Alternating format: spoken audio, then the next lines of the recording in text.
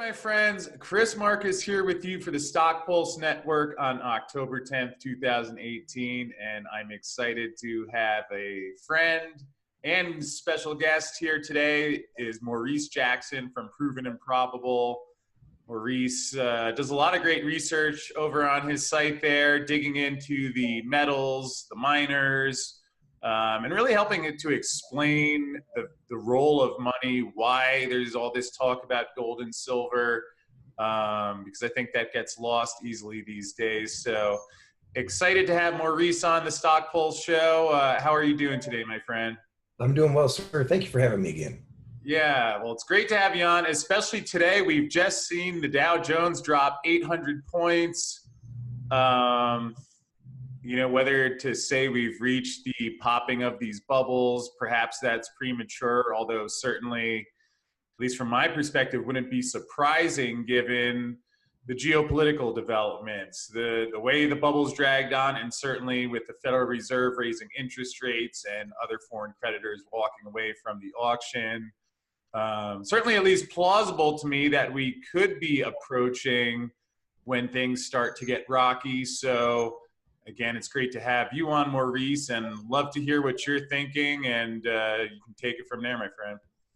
Well, Mr. Marcus, with regards to the drop of, I believe it was 832 points today, the Dow closed. Let's keep it into a good perspective. And what I mean by that is this. The Dow dropped how many points, percentage-wise? 3%. Right. That's not a significant drop. I mean, we don't go crazy if anything else drops 3%. If the that's a good day in the silver market usually.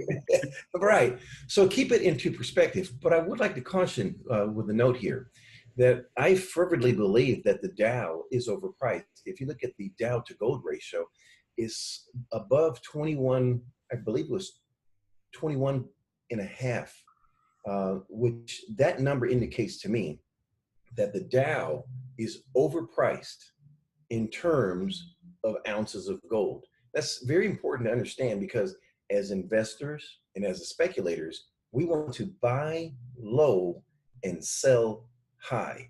And it's very difficult to do when all the noise is over here with the Dow because it's at an all-time high and no one is discussing the value propositions that we see in precious metals. Now, I'm referencing gold, but within the 5 big precious metals, there's actually better value propositions that present themselves. And the 2 in particular that stand out to me are silver and platinum. You know, the ultimate store of value is money, which is gold and silver. But within the 2, there are opportunities when you have anomalies and distortions. And what I mean by that is this. The average ratio is usually 40 to 45 ounces of silver will get you 1 ounce of gold. Currently, it's around 82. That's double the average. So use the law of averages to your advantage. You should, if you own gold, you should strongly consider selling your gold for ounces of silver. And if you have neither, then your first position I would encourage you to strongly consider then is get silver versus gold right now. And what you do is you wait. The thesis and the timing is something I cannot control. I should say the timing, but the thesis makes sense. Right. Averages will work for you. And what occurs is simply when it moves back in the direction of 40 to 45 ounces of silver will get you 1 ounce of gold, you sell your silver and get 2 ounces of gold now. Yeah, that's interesting. A lot of interesting points you mentioned there. First, buying low and selling high. Again, I understand a lot of, especially in the precious metals sector, where I would argue that people made a very well planned and logical investment, yet many are not happy that prices still sit around what it costs to get them out of the ground. But again, like you point out, well, that's the whole, that's great if you're buying because things are on sale. And then as you went on to mention with the gold to silver ratio, which is something I've actually looked into recently because I was getting some questions, and obviously we hear a lot of people talk about 15 to 1. And my research was that back in the Coinage Act of 1792, there was a period during which it was government mandated from a free markets economic perspective, I take government mandates with a grain of salt, because government can mandate things until the market eventually says this is natural supply and demand. With that said, it seems geologists say the ratio in the Earth's crust anywhere from about 10 to 1 to 17 to 1, depending on who you talk to, meaning 10 to 17 times more silver than gold. Yet we see the ratio at 85 or so to 1 right now. And the last part I'll throw in there, and feel free to comment on this as well. I've not gone out and counted all the metal in the world, but have obviously read and research a lot about it, and find that I would say a consensus within the precious metals community that due to the industrial usage of most of the silver, that at this point, above ground and investment grade form, that there is actually more gold than silver. So certainly a lot to suggest that that ratio would converge. I found it interesting you mentioned 45 to 1, because that, as much as there's certainly some data to suggest that, you know, around that 15 to 1 ratio would make sense, it has rarely been there over the last 100 years. So perhaps a long question there, but any comments on the ratio and how to approach that and what people can expect? Right. So to your point, that actually makes it a better value proposition. Right, right. If you look at the longer term, but if you look at the nearer term in reference to the last 50 to 100 years, then that ratio is about 40, 45 to 1. But you are correct, during the 1792 Coinage Act, yes, that is absolutely correct. And to your point as well, silver is a precious metal, but it's also an industrial metal. It gets used behind oil as the second most used commodity in the world. Right. And I'd like to add on to that as well, if we may, because I slightly touched on to it, is the value proposition that we have before us in platinum. Right. You know, the difference between platinum, what makes it so unique, is used as an auto catalyst for clean air. But it really comes from one place, 78% of it comes from a geopolitical place that is unstable, and that is South Africa. And their cost of production is about $300 higher right now than the current spot price. So those are trends that cannot continue long term. Now, I can't say next year that platinum is going to be at a certain price. I hope it continues to remain this way, because I am very active in purchasing both silver and platinum. And I would add one caveat to that as well. With regards to platinum, I do not purchase the 1 ounce coins. I know everyone likes to go big, but I prefer divisibility, and I will take 10 1/10 ounce coins of platinum over 1 ounce. And the reason being is just divisibility. You have strong, powerful purchasing power in a little coin. And I like to have 10 options versus 1 option. Yeah, which makes sense. Again, I don't think anyone can say for sure exactly how all these things unfold yet, to the degree if we do see a big move up in the metals, especially. And that actually touches on what you said earlier with the stock market. Something I've wondered about, where, again, my background is as an options trader, and I think of the context of how things have gone on. There's the fundamentals, and then in trading, you're also counting on when other people, again, let's say your assumption is correct, when are other people going to realize that? Because that's what will actually move the price. And I've looked into a lot, just if you go back to 2008, before the crisis, and really an unprecedented run of monetary stimulus, all the US stock markets are up threefold or more. I think the NASDAQ from March of 2009 to where it is today is 5 or 6-fold. Yet gold sits up about 50%.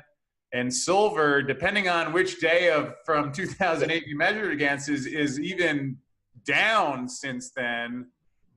And when I've thought about, to me, it seems like we have bubbles in the stock, bond, and real estate. And when that pops, something I don't hear people comment on, but would love to get your take, is that when a bubble pops and the price goes down, that means people are selling.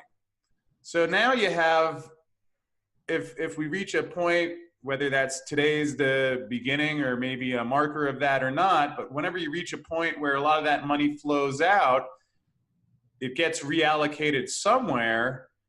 And I'm guessing that you would think a good portion of that money might well go to the metals if you have people buying metals for the exact reasons of a market chaos, currency chaos. So any comments on that and how, I mean, will a lot of money flow into those metals? I would think so. Right. Well, so what happens is you have a capital vortex. Everything was, most people like to say it was papered over, but in my uh, research shows me that a Federal Reserve note, which most people call money and they call it paper, is actually cotton and linen. It is not paper because paper comes from trees. So everything's been cotton and linen over. But what occurs is again, you have anomalies and distortions. And there's an anomaly and distortion right now. I see you laughing there. There's an anomaly and distortion with where everyone is putting their capital. They're putting it into the secondary market. And the secondary market is completely overpriced. The other caveat I'd like to add on to that, there's a lot of people that actually do not know that they can own physical precious metals. So the assumption is, and I've heard this many times before, a lot of people believe that they get a gold mining stock company, that they own gold. No, they own a company. And so there's two corrections that I believe will occur. People will start to realize what money is. Right. And when they do, they'll get a mining company. But wait a minute, you own a derivative. You don't own gold and silver. You own a company that extracts it. And Right. they will pay you when you sell that stock. You're selling it in a currency. You're not selling it in money. All right. So very important to understand that. So then there's a second learning curve. Then somebody realizes, oh, I owned a mining company. The reason my stockbroker didn't tell me to get physical precious metals because he couldn't get a brokerage commission if I purchased physical precious metals. Very Right. important to understand. That is very critical to understand. Yeah, and certainly a big difference between owning bullion and mining shares, like you said, because you're involving some extra elements. Gold could go to 2,000, 5,000, or whatever happens. And if you have a miner and they just have rocks and gravel and sand, so there to be clear to people listening, there are additional parameters. With that said, my feeling for a couple of years has been that the miners, if you do find ones that have good projects and do have metal, my feel has been that even while I think the bullion prices are pretty far out of line and to the low side, that the miners seem undervalued even relative to the bullion levels. I know you dig into that a lot. So any thoughts about the levels of the miners, and for people who are looking for exposure, perhaps any places to start? Obviously your site Proven and Probable has a lot of great information there. But if you could comment on that, I think that would be helpful. Certainly. So with regards to physical precious metals, they are on fire sale. And I want to re-emphasize to the audience, the two of the five, because you have gold, silver, platinum, palladium, and rhodium. The two that are on sale, those five, is physical silver and physical platinum. Now, if you move over to mining, it gets into two different categories. You have companies that are actually extracting. Those are mining companies. And then you have a secondary level. They're called the junior miners. Those are companies that are exploring. They have something, but they're not extracting it yet because there's several processes that go into it. I focus more on the secondary category, which are the junior mining companies, because I'm a speculator. I like to buy low and sell high. Within the natural resource space, you in essence have about 3,000 publicly listed companies, and you really have 10%. This is Pareto's law basically here in full effect. You have about 10% that warrant your time and your capital. And so one of the things that we like to do at Proven and Probable is identify those 10%. And those 10% are on fire sale. And as standalone companies, irrespective of the metal that they will be extracting, can stand on their own. And there are companies like that, and the returns are amazing. Let me give you an example. I had this discussion today with a subscriber. He was referring to that he was invested in Bitcoin. And I shared, well, what about Novo Resources, which happens to be a sponsor? And he looked at me and wasn't aware of what I was referring to. And I said, well, Novo Resources, I interviewed them in April of last year, and their stock price was 66 cents. This is Canadian. Well, as of October last year, 1 year, this time frame, their stock price had jumped up 1,400%. Now, gold didn't do that, but a specific issuer by identifying the right ones, can provide returns that are just amazing, irrespective of the given metal that they're trying to extract out of the ground right now. Right. Yeah, and I like how you point out the distinction as well, and the way that you refer to gold and silver as money, and that when you're referencing the mining stocks, you call that a speculation, which I think is valid. And I think it can be an incredibly good speculation. But again, at least in terms of when investors are getting into the gold and silver space, realizing just that there are different risk parameters and that they can play different roles. And fortunately, that if the people are looking for some help digging through this, trying to find good information, I know you interview on your channel over at Proven and Probable a lot of the figures in the mining space. So yeah, if you could just let folks know how they can reach you. Again, we're given the website, but if you can share that again and anything else, folks should know it's obviously a challenging time. Yet when people are confused or challenged, that means that the guy who understands it is in a good position. And I think you're a great resource for people to have. So let them know how they can find you and some of the services you offer. Honored for the compliment, and I think these are exciting times because I like to buy low and sell high. And so if you feel the same way and you're looking for a place to identify where you can deploy your capital, if with regards to physical precious metals, if you want to have a discussion, please email me at Maurice, Maurice, at milesfranklin.com. Now, if you want to have a discussion regarding any type of stocks in the natural resource space, then please visit our website, which is Proven and Probable.com. Also, my phone number is 919-274-5680. Again, that number is 919-274-5680. Well, it's been a pleasure to have you on here again. For folks who don't know, both Maurice and I do write for Miles Franklin, which is the sponsor of a lot of the content we do here on the StockPulse.